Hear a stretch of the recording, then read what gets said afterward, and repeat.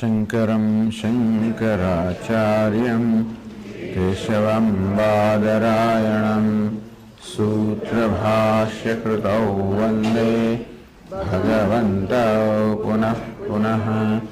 ईश्वरो गुरुरात्मेति मूर्तिभेदविभागिने व्योमवद्व्याप्तदेहाय दक्षिणामूर्तये नमः। मंगलं दिशतु मे विनायको मंगलं दिशतु मे सरस्वती। मंगलं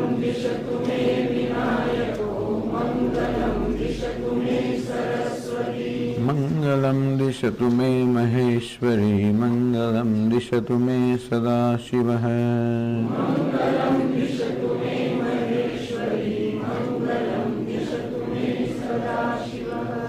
बाल्यादिष्वभिजाग्रदादिषु तथा सर्वास्वस्थास्वपि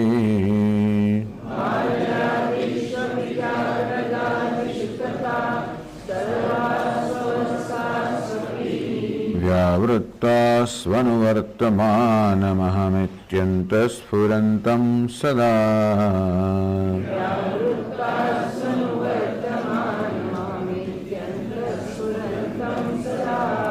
स्वात्मानं प्रकटीकरोति भजतां यो मुद्रया भद्रया।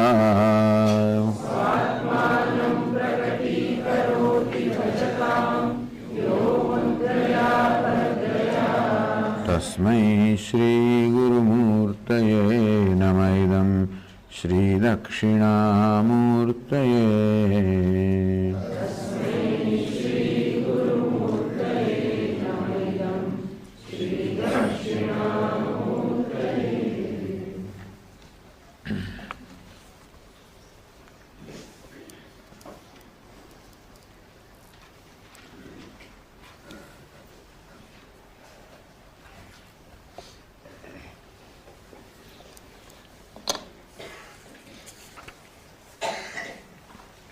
यह भजताम शिष्याणाम स्वात्मानं प्रकटीकरोति।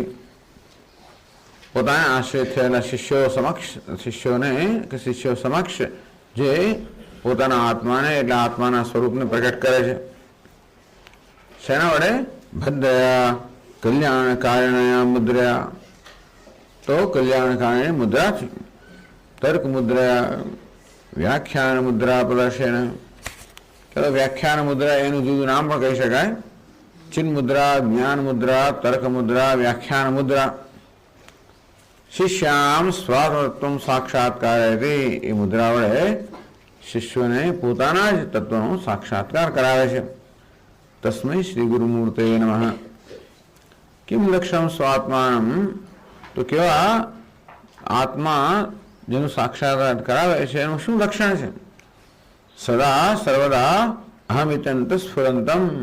જે સદા અહમ એટલે અંતઃકરણમાં સ્ફુરી રહ્યું છે. અહમિતિ પ્રત્યેક રૂપેણ શરીરાંત સ્ફુરંતમ. અહમ આ એટલે પ્રત્યેગાત્મરૂપે, અંતરતમ આત્મરૂપે જે અંતઃકરણમાં સ્ફુરી રહ્યું છે. અહમિતિ અયમ ચદાત્મની તાદાત્મ્યન અધ્યસ્તમ અવિદ્યા કાર્યમ અંતઃકરણ ઉચ્યતે.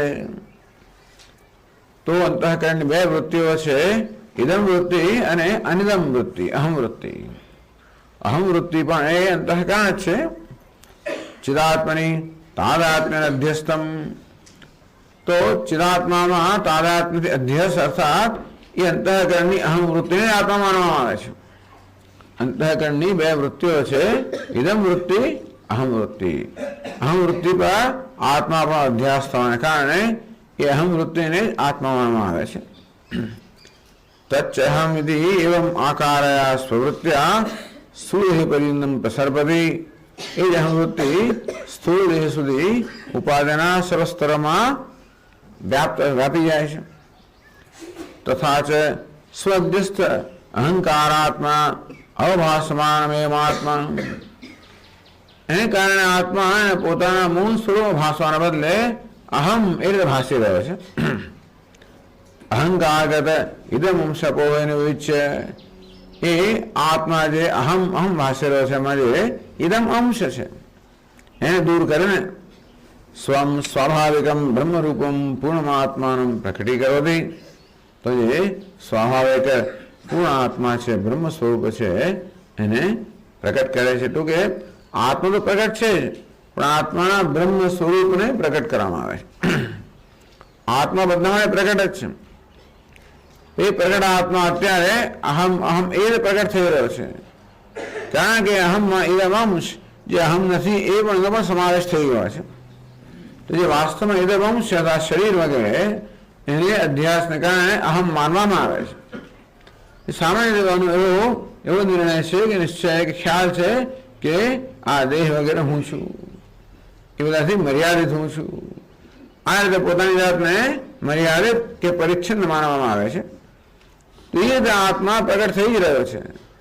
એ રીતે પ્રગટ થયેલા આત્મામાં જે પરિચ્છન્ન અંશ છે, ઇદમ અંશ છે, અપોહેને એને દૂર કરીને, અર્થાત એ રીતે એને દર્શાવીને કે શરીર વગેરે છે એ આત્મા નથી, અહમ નથી, ઇદમ છે એમ કરીને જે પછી બાધ અવધિત્વેના જે અહમ નથી એને બાધ કરવાને કારણે જે અવધિરૂપે રહી જાય, સ્વાભાવિકમ બ્રહ્મરૂપમ પૂર્ણમાત્માનમ પ્રકટીકરોતિ. તો શિષ્યને આ પ્રકારે પોતાના જ આત્માનું જે પૂર્ણ આત્મા છે, બ્રહ્મ છે, એનું આત્મરૂપે દર્શન કરાવે છે. તત્ર પછી આગળ કહે છે 137માં પાના, તત્ર વિવેક પ્રકારમ દર્શન આત્માન વિષ્ણષ્ટિ. તો આ રીતે આત્મા અનાત્માનો વિવેક કરાવે છે. ગુરુજી શિષ્ય પાસે આત્મા અનાત્મા વિવેક કરાવે છે. આ પ્રકારની પ્રક્રિયા શિષ્યના મનમાં જ ઉત્પન્ન કરે છે. છેવટે શિષ્ય પોતે આત્માના વિવેક પોતાને અંતઃકરણમાં કરવાનો છે. એ માટે અનુકૂળતા પોતાના ઉપદેશ દ્વારા ગુરુજી કરી આપે છે. આ શ્રદ્ધા હોવાને કારણે શિષ્ય અને ગુરુ વચ્ચે એ પ્રકારે એક તાદાત્મ્ય પ્રાપ્ત થવાના કારણે એમ કહી શકાય કે ગુરુ જાણે કે શિષ્યની બુદ્ધિનું સંચાલન કરે છે. વાસ્તવમાં ગુરુજી નિરૂપણ કરે છે અને એ જ પ્રકારે શિષ્યના અંતઃકરણમાં એ પ્રકારની વિચાર પદ્ધતિ ચાલે છે, એ પ્રકાર વિચાર ચાલે છે. તો આ રીતે શિષ્યને વિચાર કરવો. એટલે શિષ્ય તો પોતાના અહંકાર સાથે અંતર સેવી શકે છે. શ્રદ્ધાને કારણે ગુરુ સાથે તાદાત્મ્ય હોવાના કારણે શિષ્ય પોતે પોતાના અહંકાર વિશે પણ એક પ્રકારનું અંતર સેવી શકે છે. એટલા જ માટે અહંકારની અંદર જે ઇદમ અંશ છે, જે અહમ નથી, એને અનાત્મા તરીકે જાણી શકે છે. આ રીતે પોતાના જ અહંકાર અંતર ઉત્પન્ન કરવું એટલે શિષ્ય જાણે કે ગુરુનો પક્ષ રહે અને ગુરુની દ્રષ્ટિથી પોતાના જ અહંકારને નું વિવેચન કરે, એનું જ અન્વેષણ કરે અને એ દ્વારા એમાં જે અનાત્મા અંશ છે એને પોતે દૂર કરી શકે. એ રીતે ગુરુ શિષ્ય ઉપદેશ દ્વારા શિષ્યમાં પોતાના જ આત્માનો સાક્ષાત્કાર કરાવે છે. તો વિવેક પ્રકાર એ આત્મા અનાત્મા વિવેક કઈ રીતે થાય છે એ જે આ શ્લોકમાં કહેવામાં આવ્યું, બાલ્યાદિષુ અપી જાગ્રતાદિષુ તથા સર્વાસુ અવસ્થાસુ વ્યાવૃત્તાસુ અનુવર્તમાનમ. આ બધી જ બદલાતી અવસ્થાઓમાં જે બદલાયા વગરનું છે. કે છે બાલ્ય, કૌમાર, યૌવન, વાર્ધકેશુ. આ શરીરની અવસ્થાઓ બાલ્યાવસ્થા, કૌમાર, યુવાવસ્થા, વાર્ધક્ય અવસ્થા તથા જાગ્રત, સ્વપ્ન, સુષુપ્તિષુ. અંતે રીતે પણ એક દિવસ દરમિયાન જાગ્રત, સ્વપ્ન, સુષુપ્તિ આ પ્રકારની અવસ્થાઓમાં અન્યાસોપી સર્વાસુ અવસ્થાસુ એ સિવાયની જે અવસ્થાઓ છે, મૂર્છા, આતુર, સ્વાસ્થ્ય, સસ્વ, નિસ્વ આદિ અનેક અવસ્થાઓ. હવે બીજી બધી અવસ્થાઓ જે હોય તે આમ સુખિત્વ, દુઃખિત્વ, કર્તૃત્વ, ભોગતૃત્વ ખરું. તદુપરાંત મૂર્છા, બેહોશ થઈ જવું, આતુર,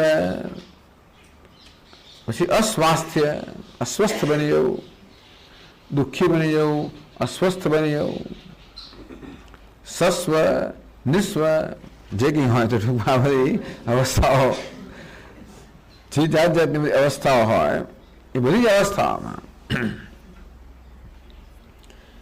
આ બધી અવસ્થાઓનું કેમ લક્ષણ શું? આ બધી અવસ્થાઓનું લક્ષણ અથવા સમાનતા કઈ છે? વ્યાવૃત્તા જે કઈ અવસ્થાઓ બધી ગણાતી હોય, ટૂંકમાં કોમાની અથવા તો બેહોશીની અવસ્થાઓ જે હોય, અનકોન્શિયસ થઈ ગઈ અવસ્થાઓ ગણે છે મેડિકલ સાયન્સની અંદર પણ. એ બધી અવસ્થાઓ પણ ગણવામાં આવી છે. તો જાગૃત નવામાં આતુર હોય, અસ્વસ્થ હોય, બેભાન ન થઈ ગયો હોય, પણ એ પ્રકારે બેભાનની પણ જે અવસ્થાઓ હોય, જે કઈ અવસ્થાઓ ગણવી હતી બધામાં, પણ એ બધી અવસ્થાઓનું એક લક્ષણ છે વ્યાવૃત્તાસુ. એ સતત પરિવર્તનશીલ છે, એ આવે છે અને જાય છે, એકબીજાને ખસેડીને એનું સ્થાન લે છે. પ્રત્યેકાલમ ભિન્નાસુ. તો જ્યારે જ્યારે પણ એનો પ્રત્યય થાય ત્યારે એ જુદી અવસ્થા હોય, આ જાગ્રત હોય, સ્વપ્ન હોય, સુષુપ્તિ હોય, અથવા જ્યારે જ્યારે આવે ત્યારે જુદી હોય પાછી. દરરોજનું જાગૃત પણ જુદું હોય ને સ્વપ્ન પણ જુદું હોય વગેરે. અનુવર્તમાનમ. આ બધી બદલાતી અવસ્થામાં અનુવર્તમાનમ જે સતત અનુસ્યુત છે, સતત પરવાયેલું છે, સતત રહેલું છે, તો એને આધાર આપનાર છે. અભિન્નમ અહમ આકાર અનુરક્ત દેહેન્દ્રિયાદે અનેકવિધ પરિણામવતઃ સર્વાવસ્થસ્ય સદા એક રૂપ. તો અભિન્નમ અહમ આકાર અનુરક્ત, આ દેહ ઇન્દ્રિય વગેરે, તો એમાં અહમ જે આકાર છે, અનુરક્ત દેહેન્દ્રિયાદેહ અનેકવિધ પરિણામવતઃ, તો દેહ ઇન્દ્રિય વગેરેમાં સતત પરિવર્તન થઈ રહ્યું હોય છે. તો જેને અહમ માનવામાં આવે છે એ પ્રકારની બધી અવસ્થાઓમાં સર્વાવસ્થસ્ય સદા એક રૂપ. આ બધી અવસ્થાઓની અંદર જે સદા એક રૂપ રહેનારો છે, અપરિણમાન, જેનો કોઈ પ્રકારનું પરિમાણ અર્થાત પરિણામ અર્થાત પરિવર્તન નથી આવતું, અપરિણમાન સન અભાસક. આ બધી બદલાતી અવસ્થાઓમાં બદલાવ રહીને એ બધી અવસ્થાઓને પ્રકાશિત કરનાર ચિદાનંદ અદ્વૈત બ્રહ્મ સ્વરૂપાત્મા અહમસ્મીતિ. તો એ ચિદાનંદ અદ્વૈત બ્રહ્મ સ્વરૂપાત્મા હું છું. એટલે આ પ્રકારનું જ્ઞાન છે. આ બધા પ્રકારની બદલાતી અવસ્થાઓમાં બદલાવ રહીને બધી અવસ્થાઓને પ્રકાશિત કરનાર ચિદાનંદ સ્વરૂપ અદ્વિતીય બ્રહ્મ હું છું. इति जानतः इति शिष्यान् बोधयन्तम इत्यर्थः. इति जानत, તો આ પ્રકારે તમે જાણો, આ પ્રકારે બોધ આપે છે કે આ પ્રકારે અનેક બધી બદલાતી દેહ ઇન્દ્રિયોને કારણે અનેક પ્રકારની બદલાતી અવસ્થાઓમાં જે બદલાવ રહીને એ સૌ અવસ્થાઓને પ્રકાશિત કરનાર છે એ તું છે. આ અવસ્થાઓ તો પરંતુ એ બધી બદલાતી અવસ્થાઓમાં જે બદલાવ રહીને પ્રત્યેક અવસ્થાને પ્રકાશિત કરનાર છે એ ચિત્ત સ્વરૂપ, આનંદ સ્વરૂપ, બ્રહ્મ અદ્વિતીય સ્વરૂપ તે તું છે, એ આત્મા તું છે. એ પ્રકારે હે શિષ્યો તમે જાણો, એ પ્રકારે ઉપદેશ કરે છે. એટલે શિષ્યાન બોધયંતમ, આ પ્રકારે શિષ્યને બોધ આપનાર શ્રી દક્ષિણામૂર્તિ છે, એમને નમસ્કાર. આ પ્રકારે આ શ્લોકની સંક્ષિપ્ત વ્યાખ્યા કરવામાં આવી. હવે વાર્તિકકારને પોતાનો એજન્ડા હંમેશા દરેક શ્લોકની અંદર વાર્તિકકારને શ્લોક તો બરાબર જ છે, પણ એ દ્વારા એમણે જે કંઈ કહેવાનું હોય એ વેદાંતના જે કંઈ સિદ્ધાંતો કે મહત્વની વસ્તુઓ જે છે એની ચર્ચા કરવાની હોય, તો કોઈ પૂર્વ પક્ષીને ધ્યાનમાં રાખીને વેદાંતના જે સિદ્ધાંતો છે એનું ઉદ્ઘાટન કરતા હોય છે. હવે આગળ જે બે શ્લોક કહેવામાં આવ્યા, જેમાં એટલે એનું અનુસંધાન છે. ભલે આપણે પેલું વચ્ચે વાંચ્યું ખરું, પણ જે વાર્તિકનો ત્રીજો શ્લોક છે પહેલા બે શ્લોક અનુસંધાન છે. પ્રત્યભિજ્ઞા બલાદાત્મા સ્થાયી નિર્ધાયતે યદિ का नाम प्रत्यभिज्ञेशा किम वा तस्यास्य कारणम। तो प्रत्यभिज्ञाना बळથી એનો આધાર લઈને આત્મા સ્થાયી છે એ પ્રકારે જો આપ નિર્ધારણ કરતા હોય, નિશ્ચય કરતા હો, તો પહેલા કા નામ પ્રત્યભિજ્ઞા એશા, આપ જેને પ્રત્યભિજ્ઞા કહો છો એ શું વસ્તુ છે?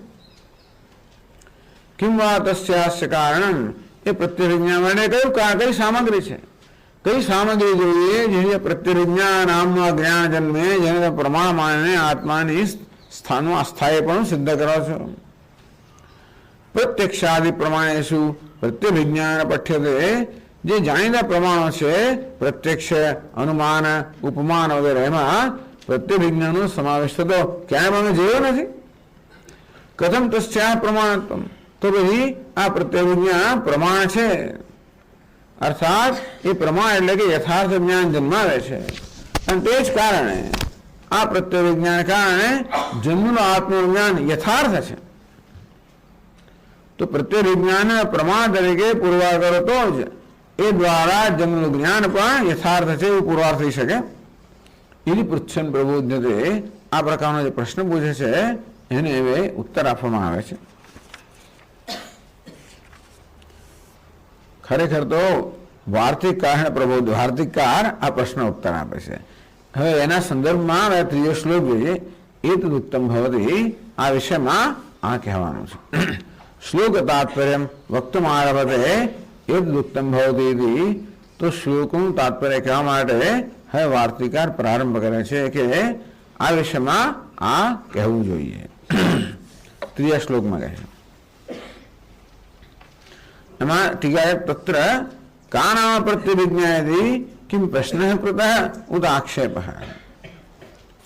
એટલે પ્રશ્ન કરવામાં આવે ને કે કા નામ પ્રત્યભિજ્ઞેશા, આવે પ્રત્યભિજ્ઞા કહો છો એ શું છે? ક્યાં તો હવે શું છે એટલે હું કહ્યું છે જ નહીં એમાં કહેવાય. એથી પ્રશ્ન કૃત, તમે પ્રશ્ન કરો છો કે પ્રત્યભિજ્ઞાનો છેદ ઉડાડો છો? એ કોણ છે ભાઈ? એ ભાઈ કોણ છે? પ્રશ્ન પણ કહેવાય અથવા તો એ કોઈ નથી, ઉત્તર પણ કહેવાય. તમે જયારે આવો પ્રશ્ન પૂછો કે આ પ્રત્યભિજ્ઞા શું છે, ત્યારે તમે પ્રત્યભિજ્ઞાને જાણવા માટે પ્રશ્ન કરો છો કે પ્રત્યભિજ્ઞાનો નિષેધ કરો? શું કરો છો? એની પૂર્વવાદી પ્રષ્ટવ્ય, જ્યાં પ્રશ્ન કરે છે અને આપણે પૂછવું જોઈએ કે તમે જ્યાં પ્રશ્ન કરો એની પાસે ખરેખર જાણવાનો ઈરાદો છે કે પછી તમે એને નકારો છો. તત્ર આદ્યસ્ય ઉત્તરમાં, તો પ્રત્યભિજ્ઞા શું છે એ પ્રકારનો પ્રશ્ન કરવામાં આવે તો હવે એના ત્રીજા શ્લોકથી સમજાવવામાં આવે છે. ભાતસ્ય, તો ત્રીજા શ્લોકમાં કહે છે, ભાતસ્ય કસ્યચિત પૂર્વમ ભાસમાનસ્ય સાંપ્રતમ સોયમિત્યનુસંધાનમ પ્રત્યભિજ્ઞાનમુચ્યતે.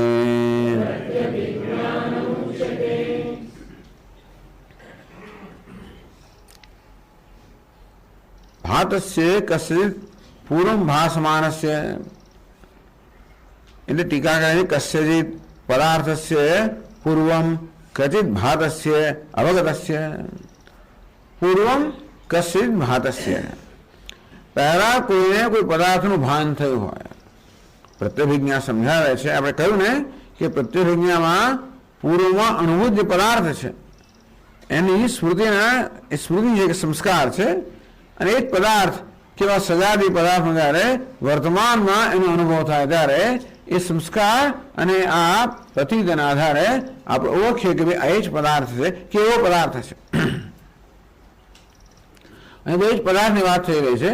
એટલે પહેલા એક પદાર્થ જેમ કે ઘોડો જોયો હોય જેને સંસ્કાર મનમાં રહી ગયા છે, એ પદાર્થને ફરી જોવામાં આવે ત્યારે એ સંસ્કાર અને આ પ્રતીતિ, આ બંને જ્યારે એનું સામાન્યકરણ થાય, ટૂંકમાં બંને જોડવામાં આવે ત્યારે જે જ્ઞાન ઓળખાણ જન્મે એને પ્રત્યભિજ્ઞા કહેવામાં આવે છે. એ સમજાવે છે. ભાતસ્ય કસ્યચિત પૂર્વમ સાંપ્રતમ ભાસમાનસ્ય પૂર્વમ કસ્યચિત ભાતસ્ય, કોઈ કસ્યચિત પદાર્થસ્ય પૂર્વમ ક્વચિત ભાસસ્ય, કોઈ પદાર્થ હોય એનું ક્યારેક આપણને ભાન થયું હોય કે અનુભવ થયો હોય. કોઈ પદાર્થ જેમ કે ઘડો એનો પૂર્વમાં ક્યારેક આપણને અનુભવ થયો હોય.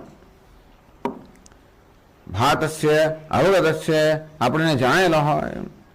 સાંપ્રતમ ઇદાનીમ હવે ભાસમાનસ્ય હવે એ આપણને એની પ્રતિ થઈ રહી છે, હવે આપણને ભાસી રહ્યો છે. અવગમ્યમાનસ્ય હવે એનું જ્ઞાન કે પ્રતિ થઈ રહી છે. જ્ઞાન પ્રતિ સમજવા નહીં આગળ. તો પહેલા આપણને જે અનુભવ્યું છે અને એ જ વસ્તુ અત્યારે અનુભવાઈ રહી છે. સોયમતી અનુસંધાનમ પ્રત્યભિજ્ઞાનમ ઉચ્યતે. એમ અનુસંધાન થાય. સોયમતી આ એ જ ઘડો છે. સહ એટલે પેલો જે તે સમયે જોયો હતો. અયમ જે આ સમયે જોઈ રહ્યો છું.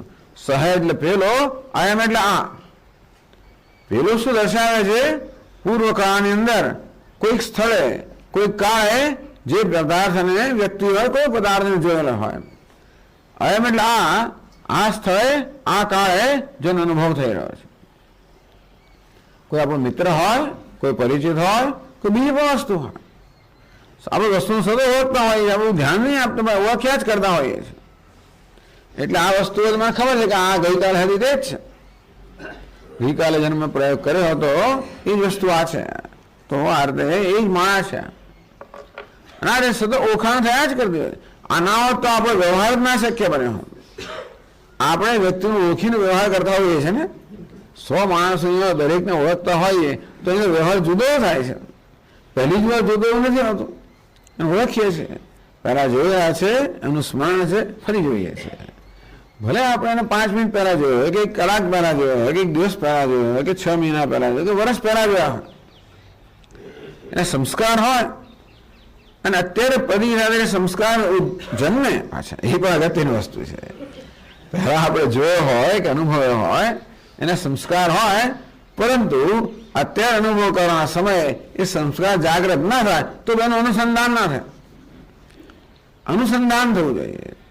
અનુ એટલે પશ્ચાત, પછી સંધાન જોડવું, બંને જોડવા જોઈએ. પહેલાની સ્મૃતિ અને અત્યારની પ્રતિતિ આ બંનેને જોડવામાં આવે. એના કારણે જે જ્ઞાન જન્મે એને પ્રત્યભિજ્ઞા કહેવામાં આવે છે. ઓળખાણ જન્મે. તો પ્રત્યક્ષમાં કે પ્રતિદેવમાં તો આપણે જોઈએ જ, તો પ્રત્યભિજ્ઞાન ઓળખીએ કે આ એ જ વ્યક્તિ છે, આ એ જ પદાર્થ છે. તો કસ્યચિત પૂર્વ ભાતસ્ય પહેલા કોઈક પદાર્થ જે છે જેનો આપણને ભાન કે અનુભવ થયેલો છે. સાંપ્રતમ ભાસમાનસ્ય અને અત્યારે એ આપણને ભાસી રહ્યો છે, એની પ્રતિ થઈ રહી છે. સ્વયં આ એ જ છે, તે જ આ છે કે આ એ જ છે. સહ એટલે તે, અયમ આ છે, તે જ વ્યક્તિ આ છે, તે જ ઘડો આ છે. એવી સામાન્યકરણ્યેન યત અનુસંધાનમ. તો બંને સહ અને અયમ જો સંસ્કૃતનું વાક્ય જો સ્વયં તે આ છે, એમાં તે અને આ બંનેને એક જ અધિકરણ મૂકવામાં આવે છે. એટલે બંને પ્રથમ વિભક્ત એક વચનમાં છે, સહ અને અયમ. એટલે નિયમ એવો છે સામાન્યકરણનો કે બંને એક જ પદાર્થ માટે જ્યારે આવી રીતે એક જ વિભક્તિમાં બંનેને મૂકવામાં આવે ત્યારે એ બંને એક જ પદાર્થનું સૂચન કરતા હોય છે. અને સ્વયં અસહ અને બંને એક જ વસ્તુનું સૂચન કરે છે. સામાન્યકરણ્ય અનુસંધાનમ તત્ પ્રત્યભિજ્ઞાનમ ઉચ્યતે. તો એ પ્રકારે અનુસંધાન મનમાં થાય કે એ જ છે, એ પ્રકારના જ્ઞાનને પ્રત્યભિજ્ઞા કહેવામાં આવે છે. એ પ્રત્યક્ષ તો કહેવાય પણ જરા જુદું છે, ઓળખાણ છે. પ્રત્યક્ષ માટે પ્રતિનિધિ થાય, પ્રત્યભિજ્ઞામાં ઓળખાણ થાય, આટલો જ તફાવત છે. એમાં શું થાય? એમાં કહે છે પૂર્વોત્તર દેશકાલ વૈશિષ્ટ્ય અંશ પરિત્યાગેને. તું છે ને પહેલા આપણે દેવદત્તને જોયો હોય, 5 વર્ષ પહેલા જોયો હોય, ઘણા ક્યારે ભૂલે જ નહીં. ગમે તેટલા વર્ષ પછી જુઓ તો પણ ઓળખી પડે.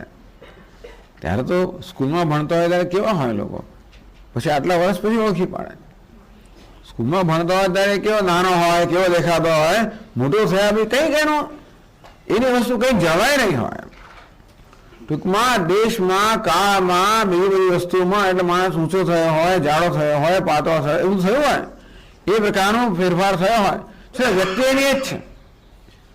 અને એ વ્યક્તિ આ બધા પ્રકારના વિશેષતામાં ફેરફાર થાય, પણ નિર્વિશેષ વ્યક્તિ છે એની જ હોય. પૂર્વોત્તર દેશકાળ વૈશિષ્ટ્ય અંશ પરિત્યાગેન. તો પૂર્વકાળમાં આ વ્યક્તિને જોયેલી એની એક પ્રકારની વિશિષ્ટતા હતી. ધારો કે આપણો કોઈ મિત્ર હોય, એને આપણે 20 વર્ષ પહેલા ન્યુયોર્કમાં જોયો હોય, ત્યારે જુદા પ્રકારનો હોય. ત્યારે સૂટ બૂટ વગેરે ટાઈ વાઈ પહેરેલો એ પ્રકારના જુદા હોય, એ પ્રકારની સ્મૃતિ હોય. હવે સાધુ બની ગયો, દાદીનું મૂળ છે, જાત જાતની વિચિત્રતા બધી વસ્તુ રાખતો હોય છતાં પણ. એટલે પૂર્વમાં અને ઉત્તરમાં, પહેલા અને અહીં એમાં વિશિષ્ટતાઓ એને ઓળખ્યો કેવી રીતે? એ જ વ્યક્તિ તો અત્યારે જુદી છે ને, અત્યારે દેખાય છે તો એ, અને પહેલા અત્યંત જુદી જ વ્યક્તિ છે. એનું ઓળખાણ કેમ થઈ? એટલા જ માટે કે બંને આમ ઉપરથી જુદી દેખાતી વ્યક્તિઓમાં પણ કંઈક ઐક્ય છે. એ ઐક્ય શેનું છે? બંનેની વિશિષ્ટતાનો ત્યાગ કરી ત્યારે આ દેવદત્ત પિંડ જે છે, કે દેવદત્ત વ્યક્તિ જે છે એક જ છે. અને એની 10 કે 20 વર્ષ પહેલાની વિશિષ્ટ ધરાવનાર દેવદત્ત પૂર્વોત્તર દેશકાળ વૈશિષ્ટ્ય અંશ પરિત્યાગેના 20 વર્ષ પહેલા, અને એ સમય અને એ પાસે તે સ્થળે ન્યુયોર્કમાં હોય અને 20 વર્ષ પહેલા હોય, એની ઉંમરનો હોય, આ કરતો હોય, ત્યારે એની વિશિષ્ટતા એક પ્રકારની હોય. હવે હિન્દુસ્તાનમાં જોઈએ છે, ગંગા કિનારે જોઈએ છે, 20 વર્ષ પછી જોઈએ છે, બીજા વેશમાં જોઈએ છે, કદાચ ભાષા એ હિન્દી બોલતો હોય. હવે બને સાધુ થાય એટલે હિન્દી બોલવું જ પડે, ભલા અંગ્રેજી બોલતા હિન્દી બોલતા, અને ઘણા બધા ફેરફાર થઈ ગયા. તો ઓળખનારો ઓળખી પડે. ઓળખ અઘરો છે ઘણી વાર, એટલું બધું પરિવર્તન થયું કે ઓળખ અઘરું તો ઓળખના ઓળખી પડે છે. તો એ પ્રકારનો આપણા મનમાં એનો જે વિશિષ્ટ અંશ છે, આ બેને જુદા પાડનાર જે અંશ છે, એ અંશનો મનમાં બાદબાકી થઈ જાય. અને અનુગત અવિશિષ્ટ વસ્તુ માત્ર અનુસંધાનમ, અને બેમાં જે બદલાયા વગરનો અંશ છે, આ વિશિષ્ટ, જેમાં કોઈ ફેરફાર થયો નથી. એવું કશું કોઈ જેમાં ફેરફાર થયો નથી. એની આંખોમાં ના થયો હોય, એના નાકમાં ના થયો હોય, ઓઠમાં ન થયો, અવાજમાં ન થયો. ઘણી વાર અવાજ એવો ને એવો હોય, ક્યારેક માથાનો આકાર એવો ને એવો હોય, કશું એવું ને એવું હોય. એ પરથી એની જે પણ છટા અને એના શરીરનો આકાર, અમુક પ્રકારનું વ્યક્તિત્વ જે હોય છે, એવું એવું જ રહ્યું હોય. તો એવું ને એવું જ અવિશિષ્ટ અંશ અથવા જેમાં કોઈ પ્રકારનું પરિવર્તન થયું નથી, એ પ્રકારના અંશને ગ્રહણ કરવાનો. આને વેદમાં ભાગ ત્યાગ લક્ષણ કહે છે. ભાગ એટલે જે બંનેને વિરુદ્ધ અંશ છે, બંનેને જુદા પાડવાનો અંશ છે, એનો ત્યાગ રે, અને બંનેમાં જે સમાન અંશ છે, સામાન્ય અંશ છે, એને આપણે ગ્રહણ કરીએ ત્યારે ઓળખાણ થાય કે એ જ વ્યક્તિ છે. સ્વયં અનુગત અવિશિષ્ટ વસ્તુમાત્ર અનુસંધાનમ. તો પહેલા એની સ્મૃતિ હોય, એ મારા મનમાં છે, અત્યારે જોઈ રહ્યો છું, આને જોઈને પેલાની સ્મૃતિ છે ને એ મારા સ્મૃતિપટ પર આવે છે. એ ના આવે તો કશું ઓળખાણ ના થાય. એને જોઈને કશું યાદ આવે છે, એને જોયો છે ક્યાંક, મળેલો છે. કેટલાકને ક્ષણની અંદર થઈ જાય, કેટલાકને વાર લાગે, કેટલાક ખોતરવું પડે, કેટલાકને યાદ કરાવવું પડે. કે સ્વામીજીને ઓળખ્યો, આ ફલાણો, તેને પછી યાદ આવે કે આ એ અના તત્વમ સહ અયમ. જોઈએ જેમ પેલા સિંહને કહેવામાં, ઘેટાને કહેવામાં, તું સિંહ છે. સિંહનું બચ્ચું ઘેટાના ટોળામાં પોતાને સિંહ ઘેટું માનતો હતો. એક વાર સિંહ આવ્યો અને ઘેટામાં ભાગી જતા એટલે પેલા પકડ્યું, તું કેમ ભાગે છે? હું ઘેટું છું. ચાલ એમ કે તળાવને ક્યાં લઈ ગયો, એને પાણીમાં મોં દેખાડું. તને શું કોણ દેખાય છે?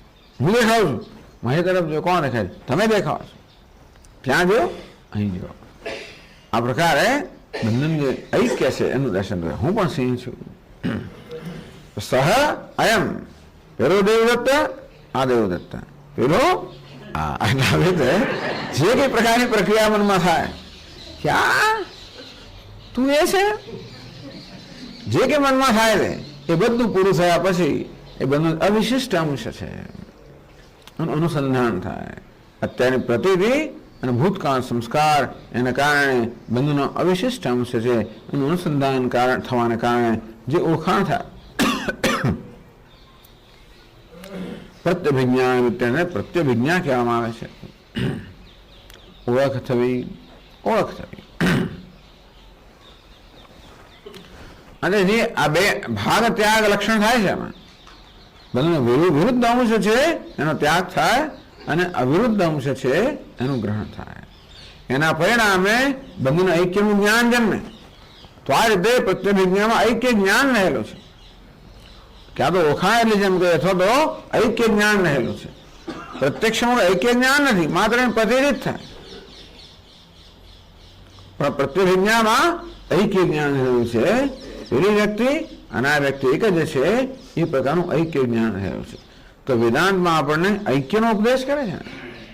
આ તત્ અને ત્વમ બેન ઐક્યનો ઉપદેશ હોવાને કારણે એને પ્રત્યભિજ્ઞા કહેવામાં આવે છે. એટલામાં આપણે ચર્ચા કરે છે.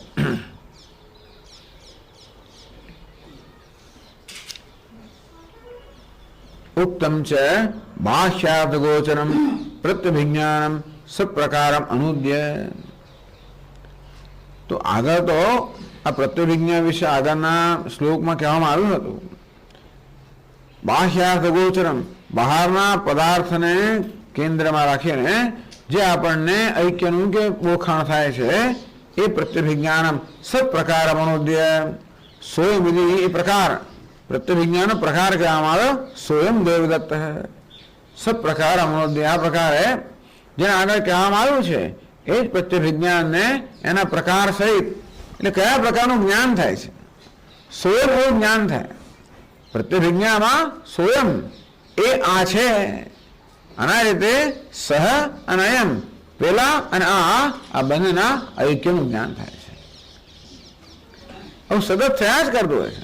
દરેક વ્યક્તિને જો થયા મનમાં થયા જ કરે. એ તો દર વખતે એની આપણે વિશેષ પ્રકાર નોંધ દરેક વ્યક્તિને મળ્યા જ કરીએ એટલે એનું ઓળખીએ જ ગાય જ છે એ પ્રકારે. અને એટલે તો જ ઓળખાણ થાય. દર વખતે દરેક અનુભવમાં આવે પ્રત્યભિજ્ઞા રહેલો છે. સપ્રકારમ અનુદ્યા પ્રકારે એ પ્રત્યભિજ્ઞાનનો અનુવાદ કર્યો આ 3 શ્લોકમાં. આત્મની તદ્દર્શયથી આત્મા સંદર્ભમાં આ પ્રકારે જે ઐક્યનું જ્ઞાન થાય છે એ હવે દર્શાવે છે. 4થા શ્લોકમાં કહે છે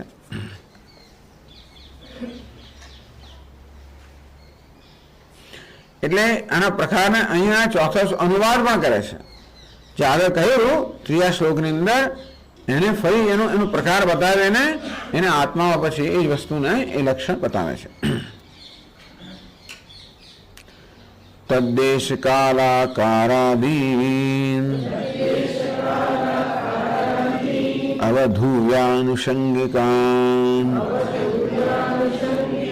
યથૈકમ વસ્ત્વનુસ્યુતમ પ્રત્યભિજ્ઞાનમાત્મનઃ.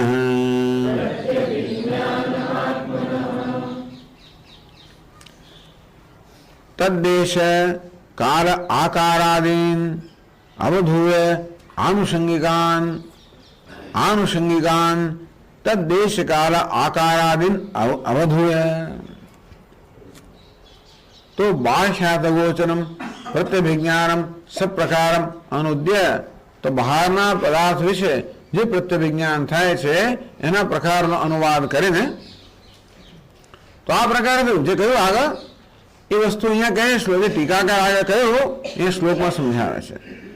તદ્દેશ કાળ આકાર ધારો કે દેવદત્ત હોય તો તે દેશમાં તે સમયે અને એ આકારમાં બદલાય. માણસ ઉંમર બદલાય એટલે આકારમાં બદલાય. કદાચ વજન વધ્યું હોય ઘટ્યું હોય થયું એવું બધું.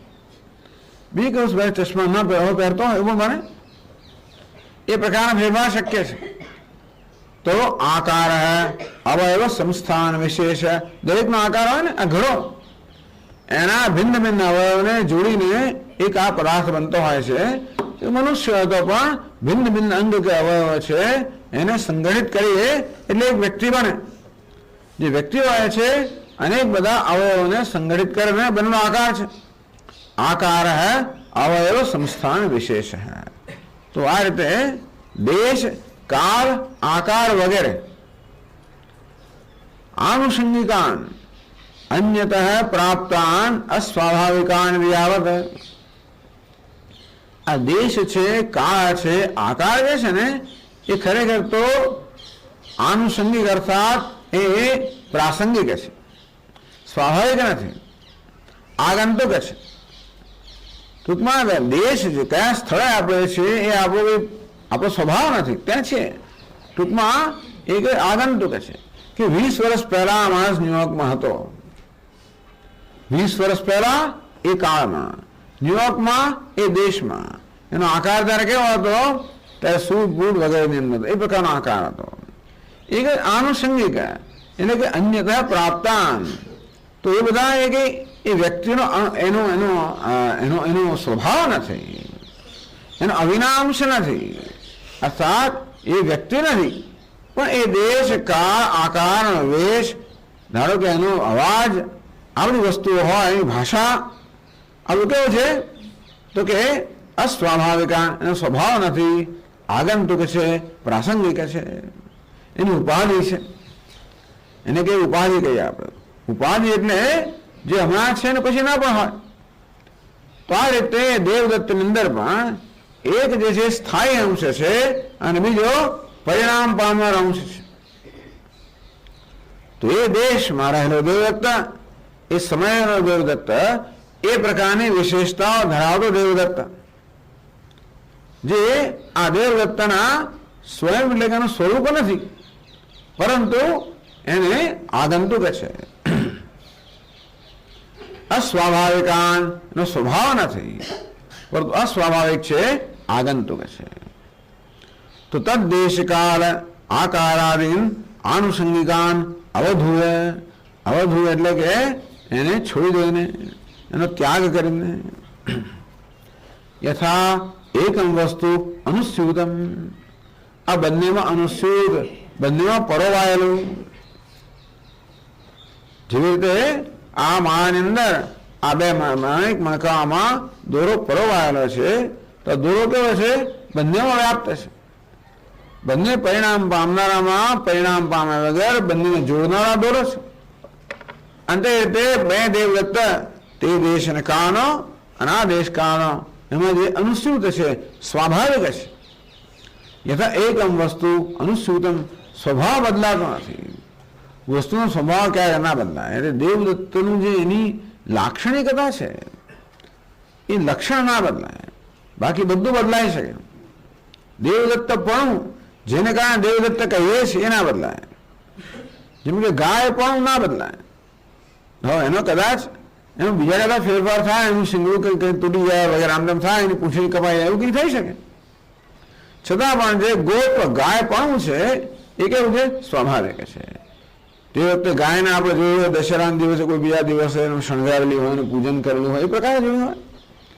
હવે એની બધા વગર જોઈએ તો અસ્વાભાવિક અંશ છે, તો કેવો છે, પરિણામ પામનારો છે, પરિવર્તન પામનારો છે, બદલાવાનો અંશ છે। આમ દરેકની અંદર જે ઉપાધિ છે બદલાનારી છે, અને પિંડ છે, વ્યક્તિ છે, સ્વભાવ છે, એ બદલાય વગરનો છે। આપણા મનમાં અનુસંધાન થાય છે, જો આપણે પારખી શકીએ તો કે આ બધા પરિવર્તન વચ્ચે પણ જે સામાન્ય અંશ છે, બદલાય વગરનો અંશ કેવો છે, એને આપણે ઓળખી પાડી દો, યથા એકમ વસ્તુ અનુસ્યુતમ, જેવી રીતે યથા એકમ વસ્તુ અનુસ્યુતમ અવગમ્યતે, તો બંનેમાં રહેલું જે એક પિંડ છે, એક વ્યક્તિ છે, અવગમ્યતે આપણે જેવી રીતે જાણીએ છીએ, તથા પ્રત્યભિજ્ઞાનમ આત્મન, તે રીતે આત્મના પ્રત્યભિજ્ઞાન ભવતી, એ પ્રકારે આત્માની ઓળખ કે પ્રત્યભિજ્ઞા બને છે। બીજો પાઠ છે સ્વયમિત્ય વિધીયતે, એવો પાઠ છે, યથેકમ વસ્તુ અનુસ્યુતમ સ્વયમિત્ય વિધીયતે, જેવી રીતે એક જ અનુસ્યુત વસ્તુ છે એ તે જ આ છે એ પ્રકારે કહેવામાં આવે છે। કારણ કે પ્રત્યભિજ્ઞાન આત્મા 5મા શ્લોકમાં પણ છે એની વસ્તુ, એટલે કદાચ અહીંયા જો કે ટીકા કરતા જ પાઠ સ્વીકારવા લાગે છે, આત્માના પ્રત્યભિજ્ઞાન ભવતી, તો બીજો પાઠ પણ છે સોયમિત્ય વિધીયતે. તો આપણે સોયમ એમ જયારે કહીએ ત્યારે આ સહ અને અયમ એ બંનેમાં જે આનુષંગિક એટલે પ્રાસંગિક કે આગંતુક દેશ કા આકાર વગેરે જે છે જે એના સ્વાભાવિક નથી, ઔપાધિક છે, એનો અવધૂય એનો ત્યાગ કરીને સ્વયં એ જ આ છે એ જેવી રીતે અભિધીયતે આપણે જાણીએ છીએ તે રીતે આત્માનું પણ આવી રીતે પ્રત્યભિજ્ઞા થાય છે.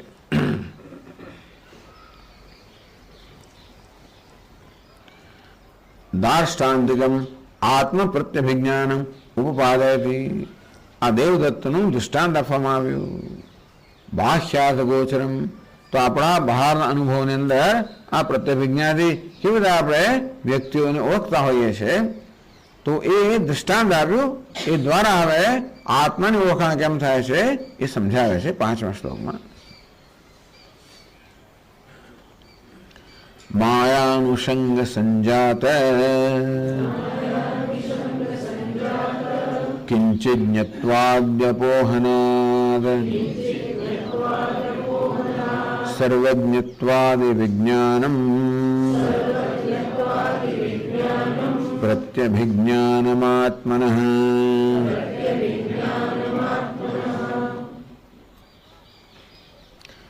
માયા અનુષંગ સંજાત કિંચિત જત્માદિ અપોહનાત.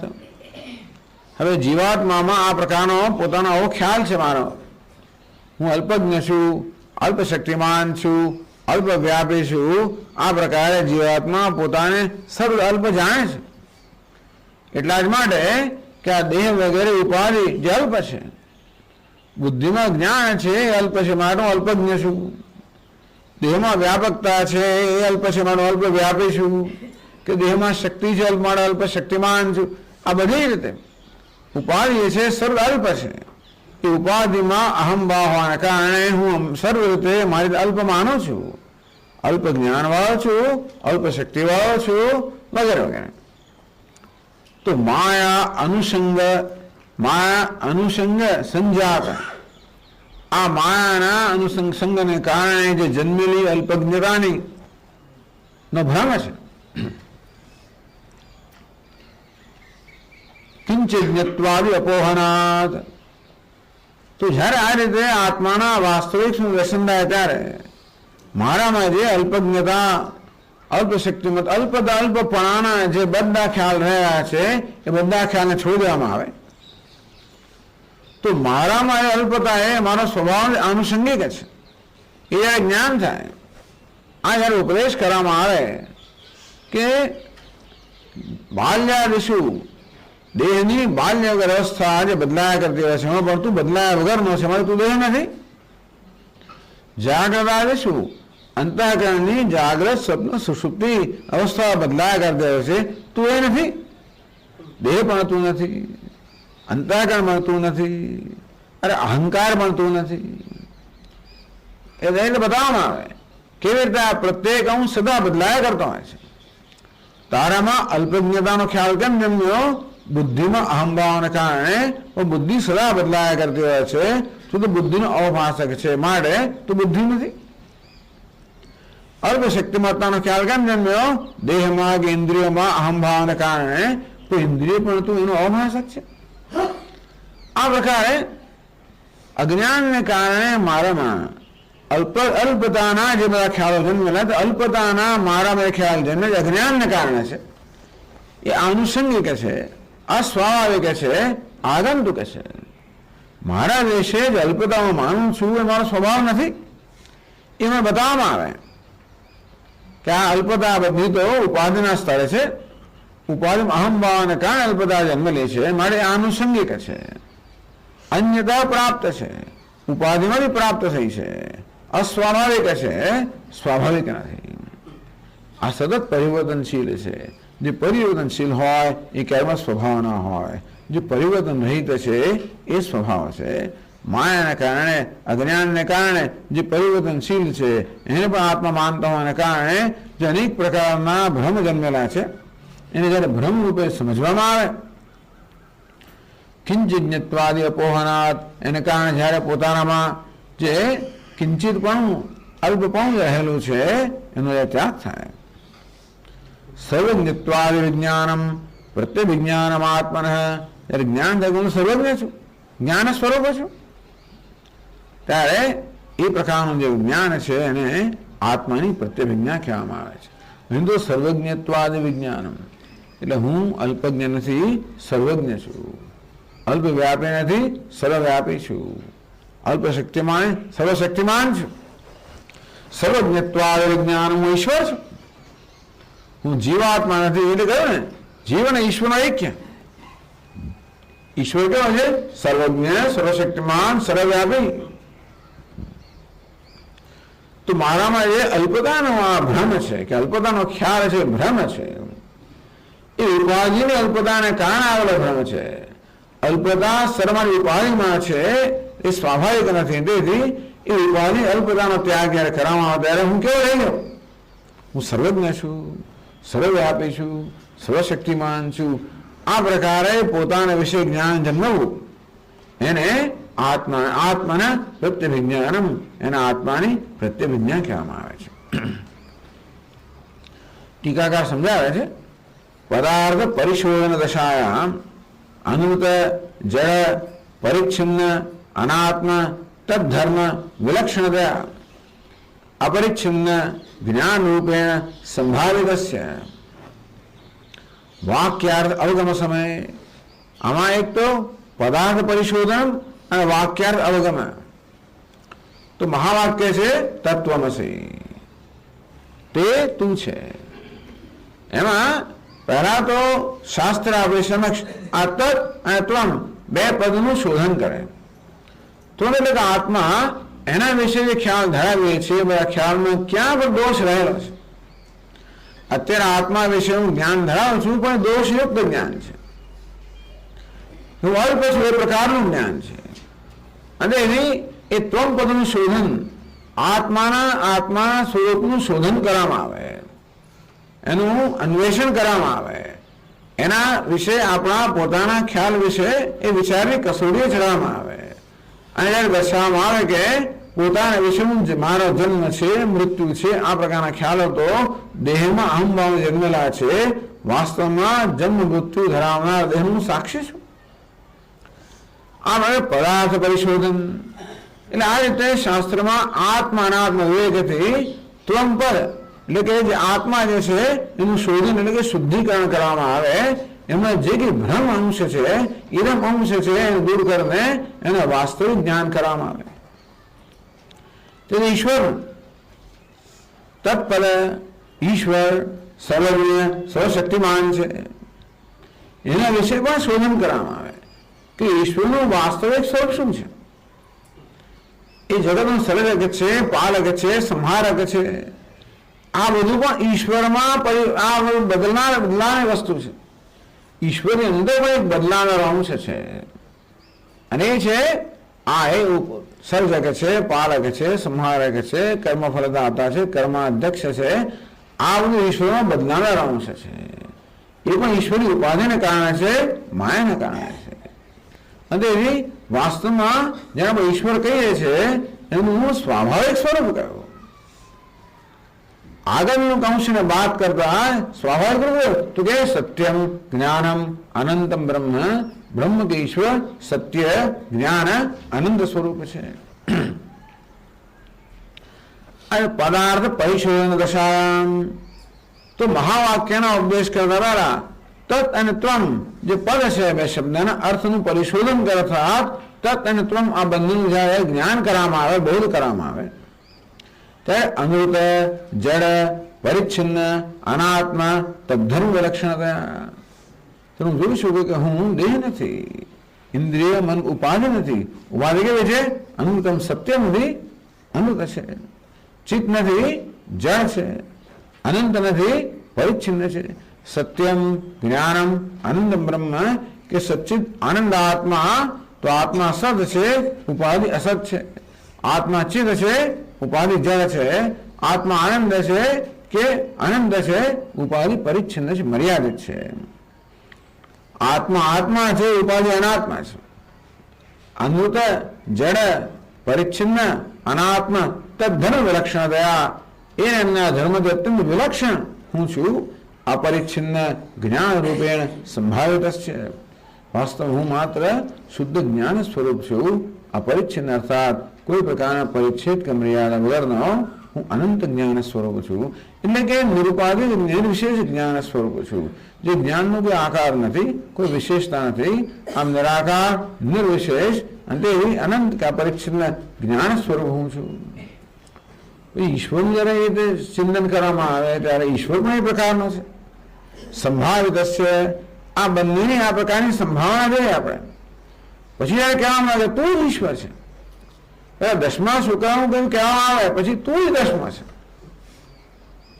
અને તમારે ઈશ્વર વિશે વાત કરવામાં આવે કે ઈશ્વર આ પ્રકારનો છે, કે તું ઈશ્વર છે, વાક્યાર્થ અવગમ સમયે, અને ત્યારે બંનેને પછી હું તુલના કરું કે ઈશ્વર જે સર્વજ્ઞ સર્વશક્તિમાન છે, ઈશ્વર વાસ્તવમાં તો સત્યમ જ્ઞાન અનંતમ એવું નિર્વિશેષ ચૈતન્ય છે। આત્મા જે અલ્પજ્ઞ અલ્પ શક્તિમાન છે, પણ વાસ્તવમાં સચ્ચિદાનંદ સ્વરૂપ જ છે। સત્યમ જ્ઞાન અનંતમ છે એ સચ્ચિદાનંદ છે, સંભાવિત વાક્યાર્થ અવગમ સમયે। ઈશ્વરમાંથી પણ જે વિરુદ્ધ અંશ છે એનો ત્યાગ કરીએ, બહુ મોટી વસ્તુ છે। ઈશ્વર પણ સર્વજ્ઞ સર્વશક્તિમાન છે, એનો ત્યાગ કરવો અઘરો છે। પોતાનો અલ્પજ્ઞનો ત્યાગ કરવો જરા સરળ છે, કે એ તો જ્ઞાન ઈચ્છનીય નથી। ભાઈ ઈશ્વરની આ ભક્ત આરાધના કરતો હોય અત્યાર સુધી, તો ઈશ્વરની આરાધના એટલે સર્વજ્ઞતાની આરાધના, સર્વશક્તિમત્તાની આરાધના, એની હંમેશા કૃપાનું આવાહન। હવે એમ કહેવું જોઈએ કે ઈશ્વરમાં એ બરોબર છે, તો ઈશ્વરનું વાસ્તવિક સ્વરૂપ તો માત્ર સચ્ચિદાનંદ જ છે, સત્ય જ્ઞાન આનંદ જ છે, એ પણ ચૈતન્ય જ છે, શુદ્ધ ચૈતન્ય જ વાસ્તવિક સ્વરૂપ છે। એ પ્રકારે તો જે ઈશ્વર છે વાસ્તવમાં એ જ હું છું, જે હું છું તે જ ઈશ્વર છે। એટલે ભક્ત લોકો શું કરે, પહેલા ઈશ્વરની આરાધનાથી શરૂ કરે, ઈશ્વરને બરોબર જાણે કે છેવટે ઈશ્વર તો નિર્વિશેષ નિરુપાધિક ચૈતન્ય છે, અને પછી પોતાના તરફ નજર કરે કે હું પણ નિર્વિશેષ નિરુપાધિક ચૈતન્ય છું। બીજા લોકો તુમ પરથી શરૂ કરે, આત્માનાત્મ વિવેકથી શરૂ કરે કે હું નિરુપાધિક ચૈતન્ય છું, પછી ઈશ્વર તરફ જાય કે હા ઈશ્વર પણ નિરુપાધિક ચૈતન્ય છે, જે તે છે તે જ હું છું, અથવા હું છું તે જ તે છે। વાક્યાર્થ અવગમ સમયે માયા તત્કાર્ય અધ્યાસ નિબંધન। આ માયા અને માયાનું જે કાર્ય છે ઉપાધિ, એની અંદર અહંભાવના કારણે જે કિંચિત જ્ઞત્વાદે, તો મારામાં જે આ પ્રકારની અલ્પતાની પરિચ્છિન્નતાની લાગણી જન્મેલી એ અધ્યસ્ત અંશ અપોહયન, તે ઉપાધિમાં અહંભાવને કારણે જન્મેલી એ અંશનો ત્યાગ કરવાથી અપોહનાત સર્વજ્ઞત્વાદ વિજ્ઞાનમ, કે હું વાસ્તવમાં ઈશ્વર ચૈતન્ય છું, આ જીવ છે તેને વાસ્તવમાં ઈશ્વર ચૈતન્ય છું, એટલે હું સર્વજ્ઞ છું। જો સર્વજ્ઞતા બે રીતે હોય, ઉપાધિ દ્રષ્ટિએ સર્વજ્ઞતા એટલે મુખ્ય અર્થમાં બધું જાણવું, અને અધિષ્ઠાન દ્રષ્ટિએ સર્વજ્ઞતા એટલે સર્વજ્ઞાનનો અવભાષક છું, સર્વવ્યાપી એટલે સર્વનો આત્મા છું, સર્વશક્તિમાન એટલે સર્વશક્તિનું અધિષ્ઠાન છું।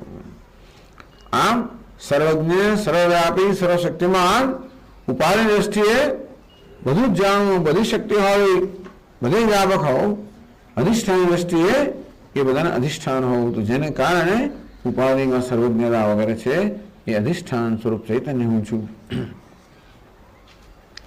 સર્વજ્ઞત્વાદ વિજ્ઞાન આદિ શબ્દાત અનંતાનંદ રૂપતા ગૃહ્યતે, અનંત છું, આનંદ સ્વરૂપ છું। કારણ કે અનંત હોય ત્યાં આગળ કોઈ પરિચ્છિન્નતા ના હોય, આપણા દુઃખ એક જ વાતનું થાય છે કે હું મર્યાદિત છું, કોઈ રીતે પોતાની મર્યાદાની સભાનતા સાથે દુઃખ જન્મતું હોય, તો હું તો અનંત છું ત્યારે સાથે આનંદ જ હોય, એટલે અનંત આનંદ રૂપતા ગૃહ્યતે। अपरिच्छिन्न ज्ञान अनंतानंद रूप साक्षात्कार आत्मन प्रत्यभिज्ञानम। आत्मा अर्थात પોતાની જાતને અપરિચ્છિન્ન અર્થાત સર્વ પ્રકારની મર્યાદાથી મુક્ત જ્ઞાન સ્વરૂપ અનંત આનંદ સ્વરૂપ જાણવો એ જ આત્માના વિષયમાં પ્રત્યભિજ્ઞાન છે। આત્માને આ રીતે ઓળખો કે ઈશ્વર છે એ જ વાસ્તવમાં આત્મા છે। ઈશ્વર સર્વજ્ઞ છે એ આપણે જાણીએ છીએ, સ્વીકારીએ છીએ। ઈશ્વર કેવો છે? પરોક્ષ છે, ભિન્ન છે, હું અપરોક્ષ છું પણ કેવો છું? અલ્પ છું. આ મારી જાતને જાણું તો છું, અપરોક્ષતા જાણું છું, સ્પષ્ટ જાણું છું, પણ કેવો? અલ્પ છું સર્વ રીતે. ઈશ્વરને પણ જાણું છું, પણ ઈશ્વર કેવો છે? પરોક્ષ છે. તો ઈશ્વરની પરોક્ષતા અને આત્માની અલ્પતા આ બંનેનો બાધ થઈ જાય અને એ રીતે જે ઈશ્વર પરોક્ષ માન એ વાસ્તવમાં પરોક્ષ આત્મા છે.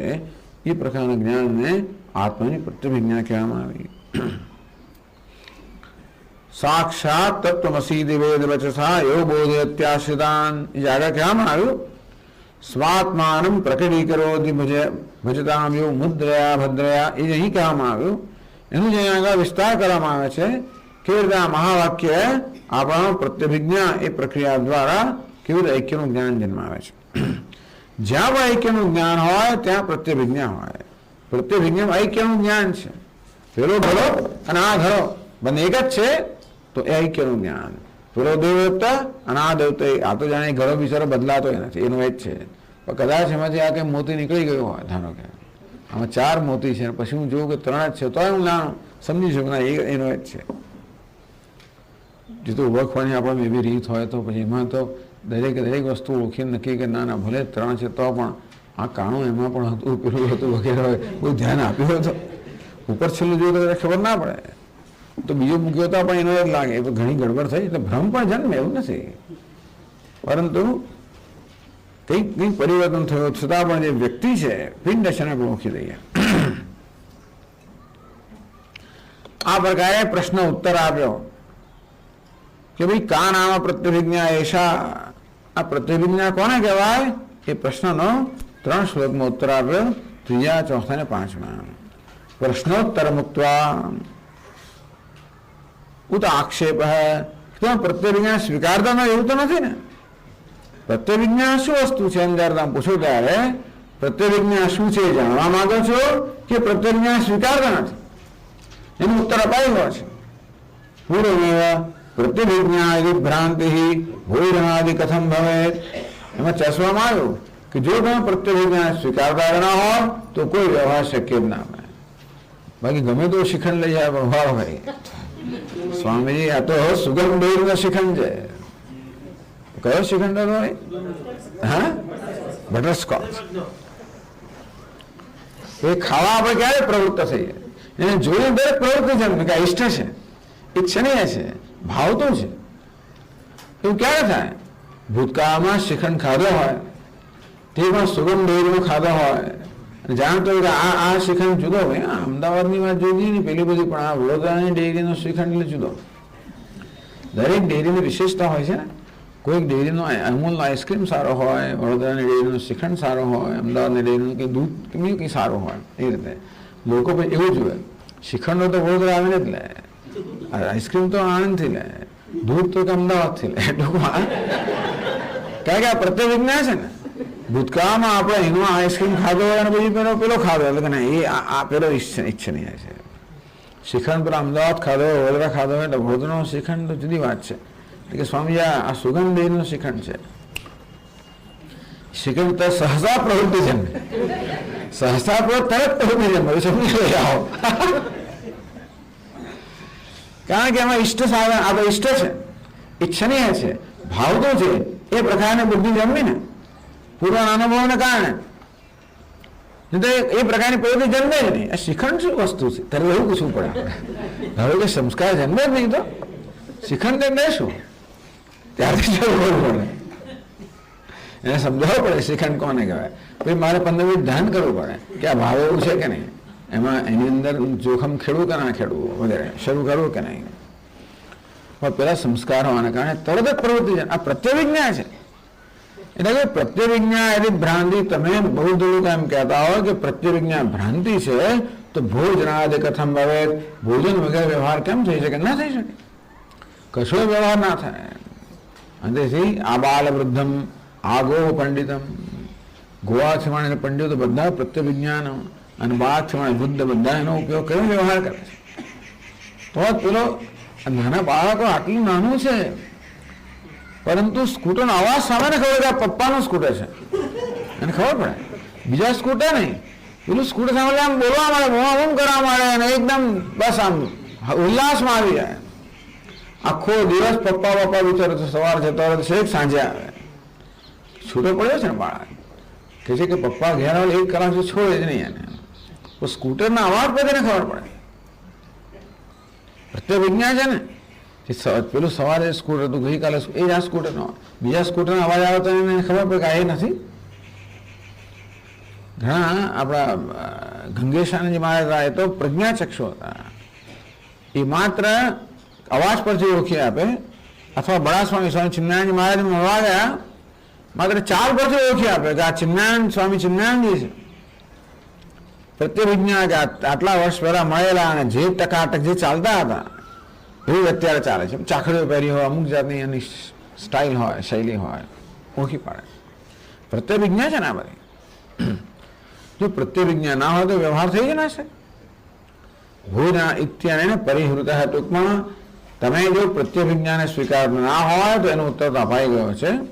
અને પ્રત્યે વિજ્ઞાન શું છે પૂછતા હોય તેનો ઉત્તર હવે આપ્યો. અને પરિહૃત મત્વા આત્મસ્થાયિત્વ સાધયતી. હવે આ પ્રત્યે વિજ્ઞાન શું જે સમજાયું તો પ્રત્યે વિજ્ઞાન દ્વારા આત્મા સ્થાયી છે એ કેવી રીતે પુરવાર થાય છે એ હવે સમજાવે છે. પૂર્વજન્મ અનુભવ પરથી કહે છે. આ તમે એટલે આ બધા શ્લોકો વેદાંત લોકોની કયા પ્રકારની દલીલ છે ખબર પડશે આપણને.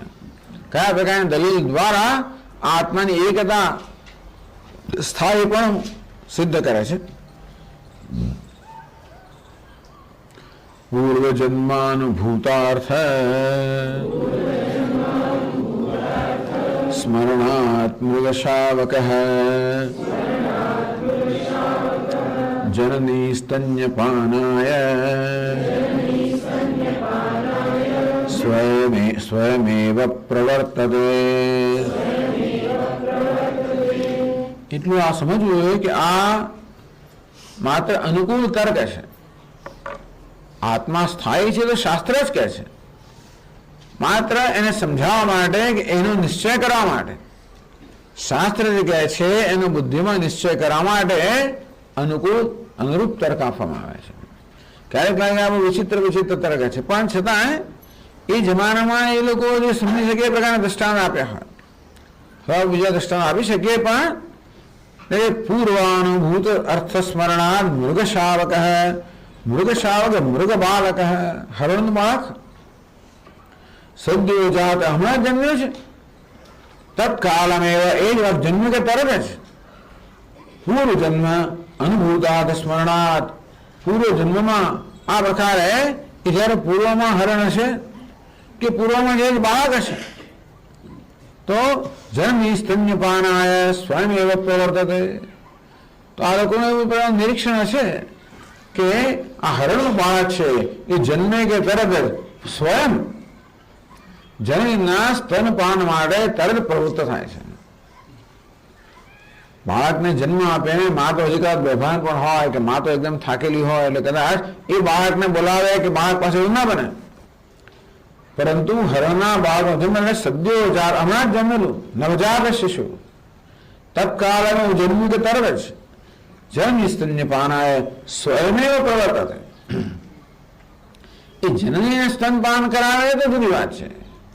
પણ બાળક સારું નવજાત શિશુ છે એ સ્વયં જનનના સ્તનનું પાન કરવા પ્રવૃત્ત થાય છે. એ કેવી રીતે તત્પૂર્વ જન્માનુભૂતા સ્મરણાદેવ. એને કેવી ખબર પડી કે જનનીનું સ્તનપાન છે એ ઈચ્છનીય છે. એટલે કે છે પૂર્વ જન્મ અનુભૂતા સ્મરણાદેવ. પૂર્વ જન્મમાં જન્મ કર્યું છે એના જે સંસ્કાર રહ્યા છે એના સ્મરણને કારણે એવું છે ને કે બૃહદારણ્યક ઉપનિષદમાં કહે છે કે માણસ જયારે મરવાની અહીં પર હોય ત્યારે એને પછીના જન્મનું પણ યાદ આવતું, પછીના જન્મનું જ્ઞાન થતું હોય ઘણી વાર. અને જયારે બાળક જન્મ્યો ત્યારે બહુ જ અત્યંત નવજાત હોય કે એકદમ નાનકડો હોય ત્યારે એને પૂર્વના જન્મની યાદ આવતી હોય છે. એવું બૃહદારણ્યકમાં કહ્યું છે. એટલે ક્યારેક અત્યંત આવું નાનકડું બાળક હોય, નવજાત શિશુ ઇન્ફન્ટ હોય, ઘણી વાર મુખમાં હસતું હોય, બધું કરતું હોય તો આપણને કહેવાય અત્યારે હસવા માટે એવો કોઈ અનુભવ જેને થયા નથી કે જેને આનંદ આવે. પૂર્વના જન્મનું સ્મરણ કરે ને અત્યારે સ્વપ્નમાં એને પૂર્વજન્મનું સ્મરણ થાય. એમને સુધા ખડખડાટ હસતું હોય આપણે એમ કે તો પણ શક્ય છે કે એટલે એકદમ નવજાત શિશુને પૂર્વના જન્મના સંસ્કારનું સ્મરણ થાય કે મરણાસન્ન જે મરણ નજીક આવી ગયો છે વ્યક્તિને કદાચ પછીના જન્મનું જે છે એ થવાનું છે એનું પણ અત્યારે એને દર્શન થાય એવું બની શકે કે બનતું હોય છે એવું વર્ણન કરવામાં આવે છે. એટલે સદ્યોજાત આ નવજાત શિશુ છે અને છે તે શક્ય છે કે એને પૂર્વના જન્મના સંસ્કાર છે એ સંસ્કાર જાગૃત થાય. મૃગ બાળક સદ્યોજાત તત્કાલમેવ જો જન્મ્યો કે તરત જ જન્મસ્તન્યપાનાય સ્વયં યત પ્રવર્તતે કે આ બાળકને આપણે જોયું છે કે એ સ્વયં પોતાની જનીના સ્તનપાન માટે પ્રવૃત્ત થાય છે. તત એ શું બતાવે છે પૂર્વજન્માનુભૂતા સ્મરણાદેવ પૂર્વના જન્મમાં આ જ પ્રકારનો અનુભવ કર્યો હોય એના જે સંસ્કાર છે એ સંસ્કાર જાગૃત થવાથી જે સ્મરણ થયું એ સ્મરણને કારણે જ આ પ્રકારની પ્રવૃત્તિમાં પ્રવૃત્ત થાય છે. અન્યથા અનુધાવનાયામ પ્રવર્તે ઇત્યર્થ એ દોડવામાં પ્રવૃત્ત થતો નથી પણ આ સ્તન્યપાનમાં પ્રવૃત્ત થાય છે. ગમે તે પ્રવૃત્તિ કરતો નથી પણ સ્તન્યપાનમાં પ્રવૃત્ત થાય છે કે દરેક બાળકને એ તો હોય જ છે. હવે પૂર્વમાં કયા જન્મમાં તો આપણે ખબર નથી એ હરણ જ હોય કોઈ નિયમ નથી તો જ્યાં પણ હોય આટલી વસ્તુ છે દરેક બાળક સ્તનપાન તો કરતું જ હોય અને તેથી એ પ્રકારની સંસ્કૃત એવી પ્રકારની સ્મૃતિ હોય માટે એમાં પ્રવૃત્ત થાય છે. તથા ચ બાલ્યાદિ સ્થાયરાંતમ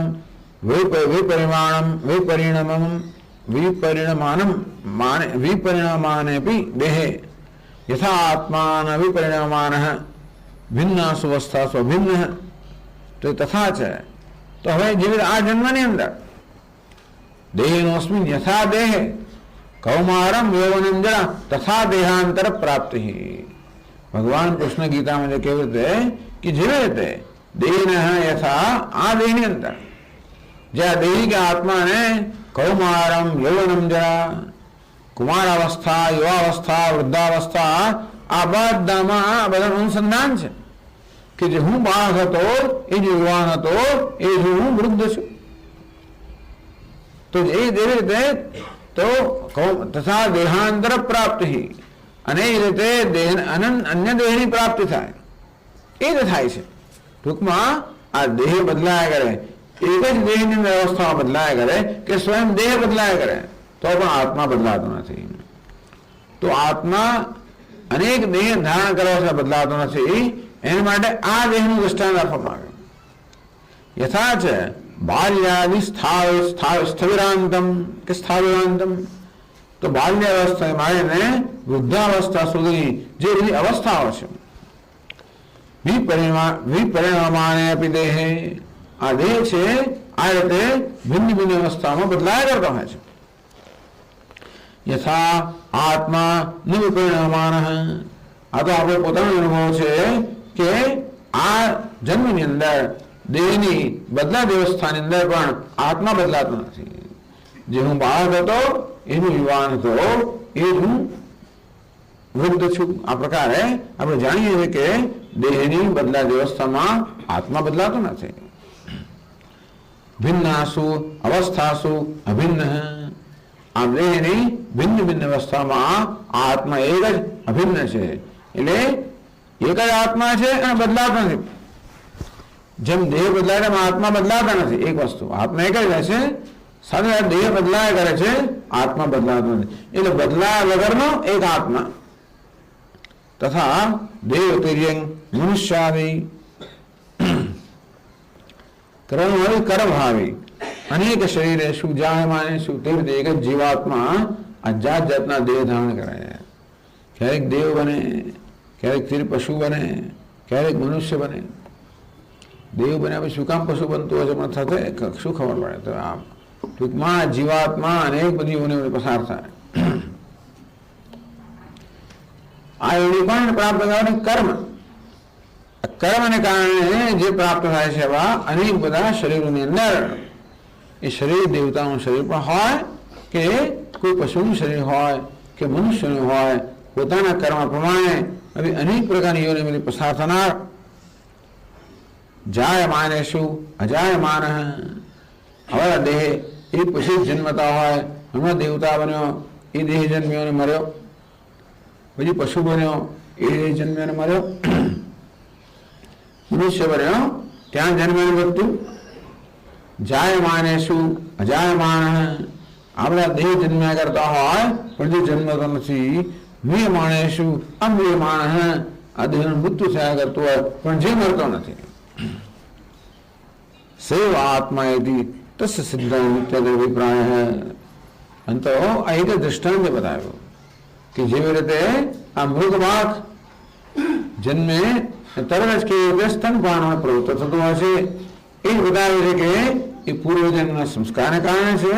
અને એ જીવાત્મા જે અત્યારે આ મૃગવાકના દેહમાં છે એ જ બીજા દેહમાં છે.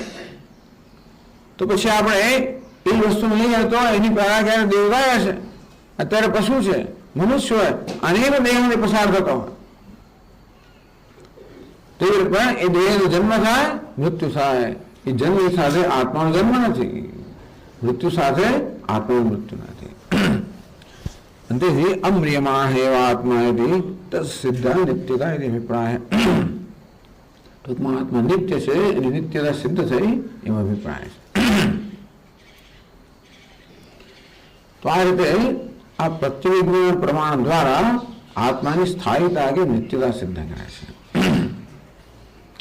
પહેલા જો કે ક્ષણિકતાના સંદર્ભમાં કહેવામાં આવ્યું, હવે એ સંદર્ભ એવો નથી, પણ આત્મા એક છે અને અપરિણામાન. ટૂંકમાં કોઈ પ્રકારનું પરિવર્તન વગરનો છે. આત્મામાં કોઈ પ્રકારનું પરિવર્તન આવતું નથી. અને જે કંઈ પરિવર્તનશીલ અંશ છે એ આત્મા નથી, એ જે આનુષંગિક છે એ તો કે આગંતુક છે, ઉપાધિને કારણે છે, દેશ કાળ કે બીજી કોઈ અવસ્થાને કારણે છે. પરંતુ આત્મા જે છે સતત હંમેશા બદલાયા વગરનો હોય છે. એ મુખ્ય કહેવાનું છે. સિદ્ધ નિત્યતા આ રીતે આત્માની નિત્યતા સિદ્ધ કરવામાં આવી. ઓમ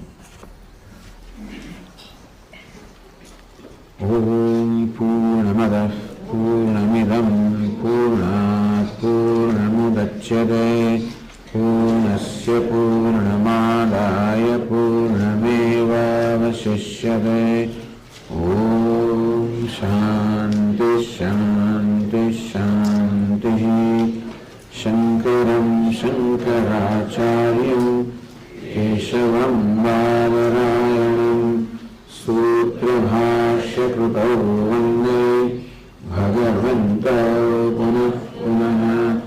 ઈશ્વરો ગુરુરાત્મેતિ મૂર્તિભેદવિભાગિને વ્યોમવદ્વ્યાપ્તદેહાય દક્ષિણામૂર્તયે નમઃ. ઓમ શાંતિ શાંતિ શાંતિ. હરિ ઓમ. શ્રી ગુરુભ્યો